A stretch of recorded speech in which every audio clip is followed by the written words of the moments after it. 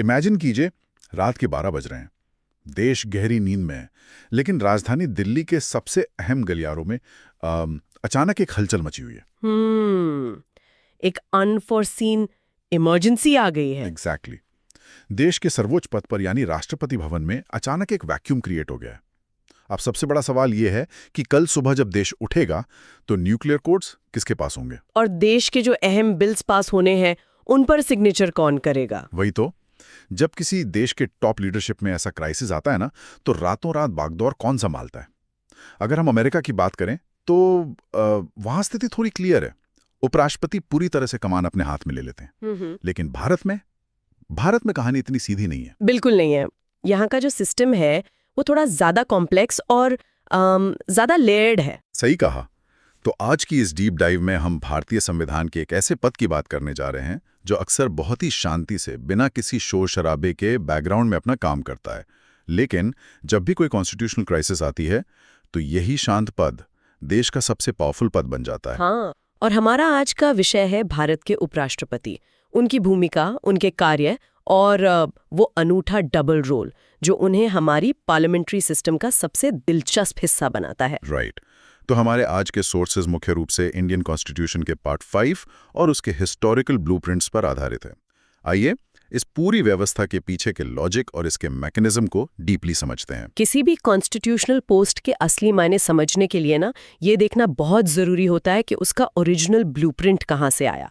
जब हमारी drafting committee संविधान बना रही थी तो उनके सामने एक ब्लैंक कैनवस था। उन्हें एक ऐसा सिस्टम चाहिए था जो भारत की विविधता और विशालता को हैंडल कर सके। एग्जैक्टली।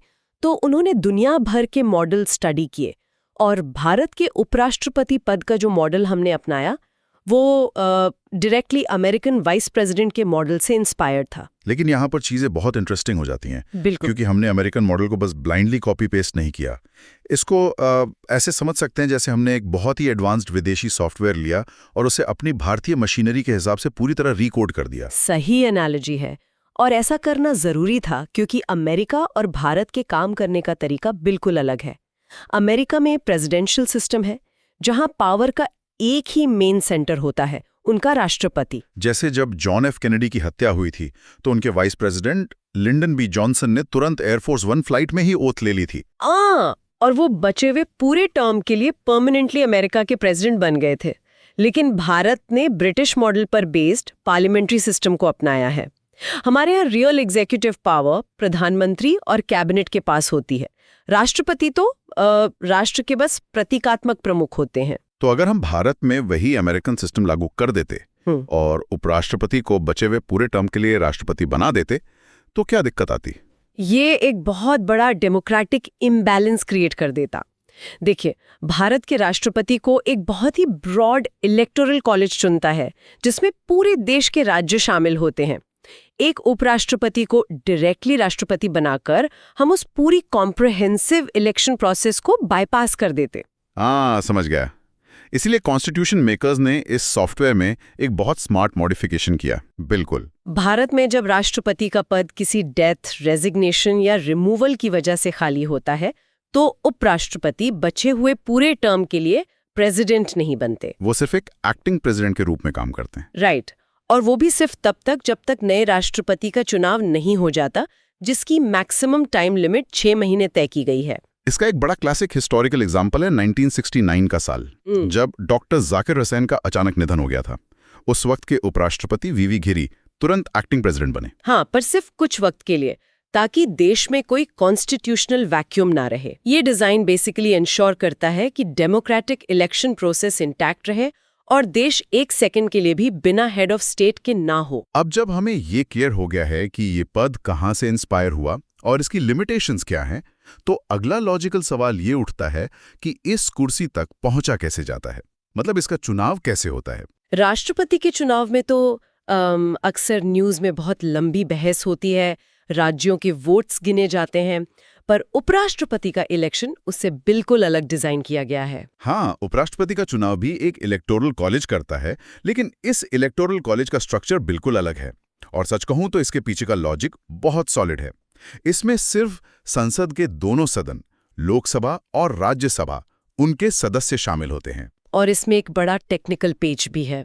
इस चुनाव में संसद के सभी सदस्य वोट देते हैं, यानी जो सदस्य नॉमिनेटेड होते हैं ना, वो भी वोट डालते हैं। वेट, नॉमिनेटेड सदस्य भी? लेकिन राष्ट्रपति के चुनाव में तो उन्हें वोट देने का हक नहीं होता। एग्जैक्टली और उसकी वजह यह है कि राष्ट्रपति उन्हें खुद नॉमिनेट करते हैं। अगर उन्हें वोट देने का राइट दे दिया जाए तो वहां कॉन्फ्लिक्ट ऑफ इंटरेस्ट आ जाएगा, उनकी निष्पक्षता पर सवाल उठ सकता है। राइट। लेकिन उपराष्ट्रपति के मामले में ऐसा कोई कॉन्फ्लिक्ट ऑफ इंटरेस्ट नहीं होता, इसलिए वहां नॉमिनेटेड मेंबर्स पूरे हक के साथ वोट करते हैं। और इससे भी बड़ा डिफरेंस ये है कि राष्ट्रपति के चुनाव में पूरे देश के एमएलएज वोट डालते हैं, लेकिन उपराष्ट्रपति के चुनाव में राज्यों की विधानसभाओं का कोई रोल नहीं होता। एक भी एमएलए इसमें हिस्सा नहीं लेता। अब अगर कोई इस पर सोचे तो अजीब लगता है। जो इंसान कल को देश का एक्टिंग प्रेसिडेंट बन सकता है, उसके चुनाव से राज्यों को कंप्लीटली बाहर क्यों रखा गया? क्योंकि इसका जवाब उनके उस डेली काम में छुपा है जो वो करते हैं। राष्ट्रपति पूरे देश का यानी सेंटर और सभी स्टेट्स का प्रमुख होता है, तो राज्यों का पार्ट लेना जरूरी है। पर उपराष्ट्रपति का रोज का काम क्या है? राज्यसभा की अध्यक्षता करना। जो कि सीधे तौर पर संसद का हिस्सा है। बिल्कुल। अगर कोई व्यक्ति संसद के एक सदन को चला रहा है तो ये पूरी तरह से लॉजिकल है कि उसे चुनने का हक सिर्फ संसद के मेंबर्स को ही मिले। स्टेट्स के एमएलएस को इस बात से क्या लेना देना कि राज्यसभा का डिसिप्लिन कौन मेंटेन करेगा? Make sense. और चुनाव का जो तरीका है वो भी बहुत खास है। Proportional representation with single transferable vote. ये कोई आम फर्स्ट पास द पोस्ट वाला सिस्टम नहीं है जहां जिसको सबसे ज्यादा वोट मिले वो जीत गया। हाँ, इस सिस्टम में वोटर्स कैंडिडेट्स को अपनी प्रेफरेंस के हिसाब से रैंक करते हैं 1, 2, 3। और ये सिस्टम इसलिए चुना गया क्योंकि उपराष्ट्रपति को पूरे सदन का ट्रस्ट चाहिए। राइट। अगर कोई एक कैंडिडेट किसी एक स्पेसिफिक गुड का फेवरेट हो पर बाकी सदन उसे नापसंद करता हो, तो वो इंसान निष्पक्ष होकर सदन नहीं चला सकता। वही तो, ये single transferable vote system ensure करता है कि जीतने वाला कैंडिडेट ब्रॉडली एक्सेप्टेबल हो। अगर किसी को फर्स्ट प्रेफरेंस के वोट्स मेजॉरिटी में नहीं मिलते तो सबसे कम वोट पाने वाले को हटाकर उसके वोट्स ट्रांसफर हो जाते हैं, जब तक किसी एक को क्लियर 51% ना मिल जाए। ये मैकेनिज्म बेसिकली पोलराइजेशन को रोकती है और कंसेंसस को प्रमोट करती है। अब अगर हम क्वालिफिकेशंस की बात करें तो हर कोई इस चुनाव में नहीं खड़ा हो सकता। एक तो बेसिक शर्त है कि भारत का नागरिक होना चाहिए, लेकिन दूसरी शर्त है कि उम्र कम से कम 35 इयर्स होनी चाहिए। अब यहाँ लोग पूछते हैं कि 35 साल ही क्यों, 25 साल क्यों नहीं, जिसमें आप लोकसभा एमपी बन सकते हैं? सही बात है। तो इसका रीजन ये है कि राज्यसभा को एल्डर्स का सदन कहा जाता है। वहां देश के सबसे एक्सपीरियंस्ड और मैच्योर पॉलिटिशियंस बैठते हैं। हाँ। तो ऐसे सदन को कंट्रोल करने के लिए और टॉप पोस्ट के बैकअप के रूप में एक्ट करने के लिए जिस लेवल की इंटेलेक्चुअल और पॉलिटिकल मैच्योरिटी चाहिए, वो इस एज लिमिट से इंश्योर होती है। और तीसरी शर्त तो सबसे ज्यादा इंटरेस्टिंग है, कैंडिडेट का राज्यसभा का मेंबर बनने के काबिल होना जरूरी है। जबकि राष्ट्रपति बनने के लिए लोकसभा का मेंबर बनने की क्वालिफिकेशन चाहिए होती है। एग्जैक्टली। तो उपराष्ट्रपति के लिए राज्यसभा की क्वालिफिकेशन एक डायरेक्ट इशारा है उनके उस प्राइमरी काम की तरफ जो उन्हें आगे 5 साल तक करना है, राज्यसभा का सभापति बनना। साथ ही किसी ऑफिस ऑफ प्रॉफिट पर ना होना भी जरूरी है, इंडिपेंडेंट रहकर काम कर सकें। चलिए, चुनाव और क्वालिफिकेशंस तो क्लियर हो गए। अब एक प्रैक्टिकल सिनेरियो सोचते हैं। मान लीजिए चुनाव हो गया, शपथ ग्रहण हो गया, अगले दिन सुबह उपराष्ट्रपति अपने ऑफिस जाते हैं, तो वो एक्चुअली दिन भर क्या काम करते हैं? यहीं से उनका मशहूर डबल रोल पिक्चर में आता है। इस पद की सबसे बड़ी पावर भी यही है और सबसे बड़ी कॉम्प्लेक्सिटी भी। इस ड्यूअल आइडेंटिटी को समझने के लिए हमें थोड़ा कॉन्स्टिट्यूशन के डिजाइन में जाना होगा। एक तरफ उनका डेली रूटीन है और दूसरी तरफ एक इमरजेंसी ड्यूटी। सबसे पहले उनके रोज के काम पर फोकस करते हैं। उन्हें यह रोल मिलता है एक्स ऑफिशियो चेयरमैन यानी पदेन सभापति के रूप में। ये एक्स ऑफिशियो बड़ा ही टेक्निकल और अहम शब्द है। इसका मतलब है कि इस कुर्सी पर बैठने के लिए कोई सेपरेट इलेक्शन नहीं होता। ये एक ऑटोमेटिक प्रोसेस है by virtue of the office. यानी जो भी उपराष्ट्रपति बनेगा वो ऑटोमेटिकली राज्यसभा का हेड बन जाएगा। जैसे लोकसभा में स्पीकर का काम होता है डिबेट्स कंट्रोल करना, मुद्दे तय करना, रूल्स मेंटेन करना, ठीक वही काम राज्यसभा में उपराष्ट्रपति करते हैं। वो बेसिक तौर पर राज्यसभा के अंपायर या रेफरी होते हैं। ये उनका रेगुलर डेली जॉब है। पर क्या उनकी पावर्स बिल्कुल लोकसभा स्पीकर जैसी होती है? नहीं, ऐसा नहीं है। संविधान निर्माताओं ने यहाँ कुछ बहुत ही क्लियर एक्सेप्शंस रखे हैं। लोकसभा स्पीकर के कंपैरिजन में राज्यसभा सभापति की पावर्स थोड़ी लिमिटेड हैं। इसका सबसे बड़ा एग्जाम्पल है मनी बिल। हाँ, धन विधेयक। जब कोई ऐसा बिल आता है जो टैक्सेस या सरकारी खजाने से जुड़ा हो तो उसे मनी बिल कहते हैं, और ये डिसाइड करने का एब्सोल्यूट पावर सिर्फ लोकसभा स्पीकर के पास होता है। उपराष्ट्रपति किसी भी बिल को मनी बिल सर्टिफाई नहीं कर सकते। अब कोई पूछेगा कि ऐसा भेदभाव क्यों? क्योंकि मनी बिल डायरेक्टली आम जनता के पैसे से जुड़ा है और लोकसभा के लोग सीधे जनता से चुनकर आते हैं, तो पब्लिक मनी पर कंट्रोल उसी सदन का होना चाहिए जो उन्हें डायरेक्टली रिप्रेजेंट करे। राइट। राज्यसभा जहां इनडायरेक्ट इलेक्शंस होते हैं और उपराष्ट्रपति जो उसे रेगुलेट कर रहे हैं, उन्हें फाइनेंशियल मैटर्स में वीटो पावर नहीं दी जा सकती। ये रूल बस ये इंश्योर करता है कि टैक्स और खर्चों के मामले में जनता की चुनी हुई लोकसभा की आवाज ही सबसे ऊपर रहे। एक और बड़ा एक्सेप्शन है जॉइंट सिटिंग, यानी दोनों सदनों की संयुक्त बैठक। कई बार ऐसा होता है कि लोकसभा बिल पास कर दे और राज्यसभा उसे रोक ले। इस डेडलॉक को तोड़ने के लिए राष्ट्रपति दोनों सदनों को एक साथ बुलाते हैं। जब सभी एमपीस एक ही हॉल में बैठते हैं तो सवाल उठता है कि इसकी अध्यक्षता कौन करेगा। लॉजिकली तो उपराष्ट्रपति देश के सेकंड सिटीजन हैं, तो उन्हें करना चाहिए। लेकिन संविधान यहाँ बिल्कुल क्लियर है, जॉइंट सिटिंग की अध्यक्षता हमेशा लोकसभा स्पीकर ही करेंगे, उपराष्ट्रपति कभी नहीं कर सकते। इसका रीजन ये है कि उपराष्ट्रपति टेक्निकली किसी भी सदन के मेंबर नहीं होते। वो राज्यसभा के हेड जरूर हैं, पर इलेक्टेड मेंबर नहीं है। जो इंसान खुद संसद का सदस्य नहीं है, उसे दोनों सदनों की मेगा मीटिंग चलाने की पावर नहीं दी जा सकती। ये तो बात हुई उनकी पहली भूमिका की, जो लेजिस्लेचर यानी विधायिका से जुड़ी है। अब आते हैं उस दूसरी भूमिका पर जो अचानक एक दिन सामने आ सकती है, एक्टिंग प्रेसिडेंट की भूमिका। आइए इसको एक एनालॉजी से समझते हैं ताकि कॉन्सेप्ट हमेशा के लिए क्लियर हो जाए। सोचिए, एक बहुत बड़ा थिएटर है। उस थिएटर में एक डायरेक्टर है जो हर रोज एक प्ले डायरेक्ट करता है। वो बैकस्टेज रहता है, एक्टर्स को क्यू देता है, लाइट्स मैनेज करता है।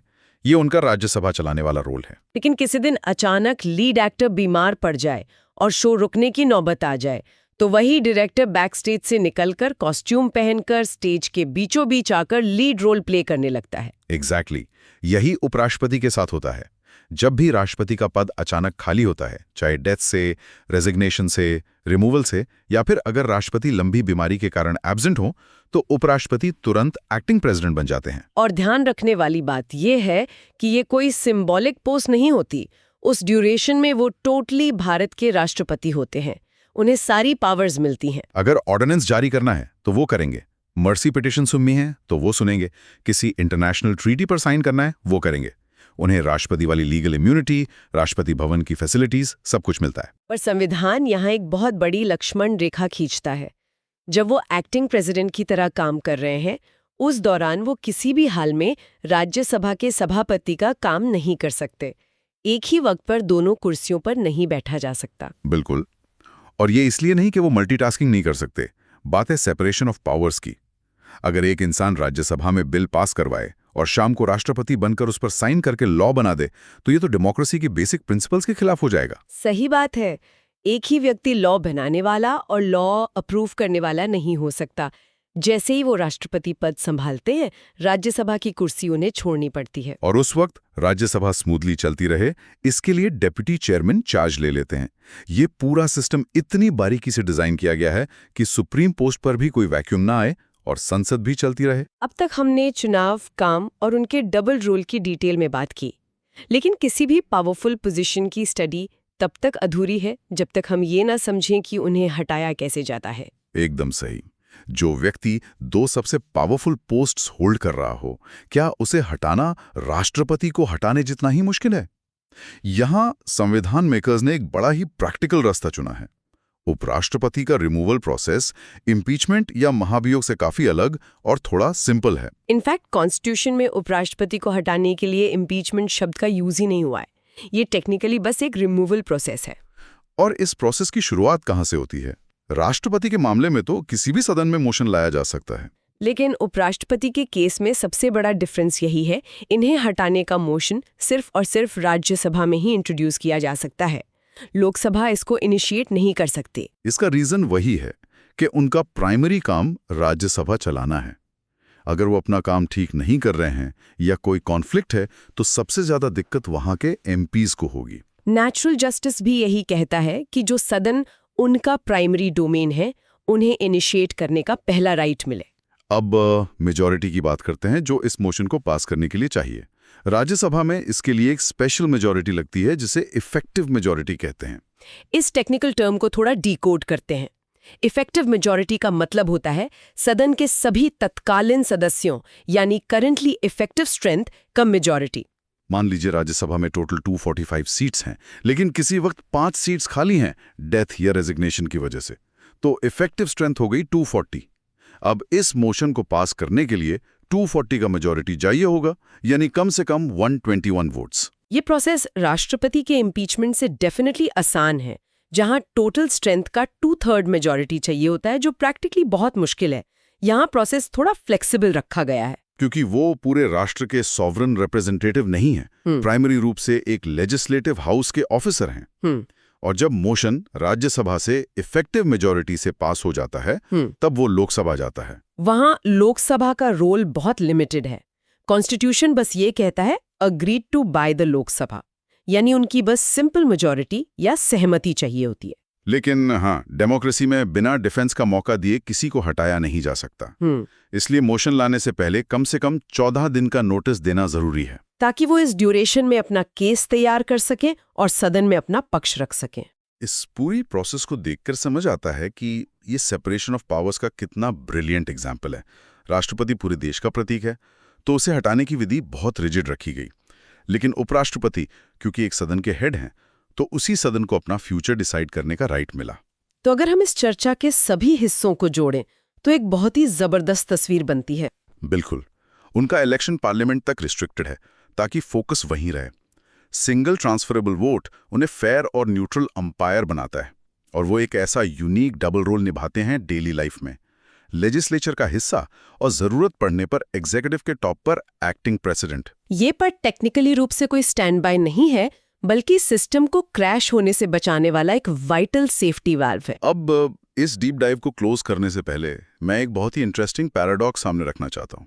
एक ऐसा थॉट जो इन्हीं संवैधानिक नियमों के अंदर से निकलता है। अच्छा, क्या पैराडॉक्स है वो? देखिए, उपराष्ट्रपति टेक्निकली भारत की कार्यपालिका यानी यूनियन एग्जीक्यूटिव का हिस्सा है। कॉन्स्टिट्यूशन के पार्ट 5 में ये पद प्रेसिडेंट और पीएम के साथ एग्जीक्यूटिव चैप्टर में आता है। लेकिन उनका प्रैक्टिकली रोज का काम क्या है? उनका रोज का काम लेजिस्लेचर यानी विधायिका का संचालन करना है। एग्जैक्टली। जब वो कुर्सी पर बैठते हैं तो उनका काम होता है कि एमपीज को गवर्नमेंट यानी एग्जीक्यूटिव से सवाल पूछने का टाइम देना, मंत्रियों को अकाउंटेबल ठहराना। वाओ! तो टेक्निकली वो एक एग्जीक्यूटिव मेंबर हैं जो प्रैक्टिकली लेजिस्लेचर के रक्षक की तरह एक्ट करते हैं। यही तो विडंबना है। एक ही इंसान एक ही वक्त पर लॉ लागू करने वालों एग्जीक्यूटिव और लॉ बनाने वालों लेजिस्लेचर के बीच की जो ब्लर्ड लाइन है, उसका सबसे बड़ा जीता जागता उदाहरण बन जाता है। ये सच में एक आई ओपनिंग थॉट है। शुरुआत में जो पोस्ट बहुत ही बैकग्राउंड और शांत लग रही थी, वो एक्चुअली पावर और अकाउंटेबिलिटी के सबसे क्रूशल इंटरसेक्शन पर खड़ी है। और कैसे एक ही पोस्ट के अंदर शक्तियों का बैलेंस इतने बेहतरीन ढंग से मेंटेन किया गया है, ये सोचना अपने आप में फैसिनेट करता है। खैर, इस डीप डाइव में आज के लिए बस इतना ही। संविधान के इन अजीब और बेमिसाल मैकेनिक्स को समझने का यह सफर आगे भी जारी रहेगा।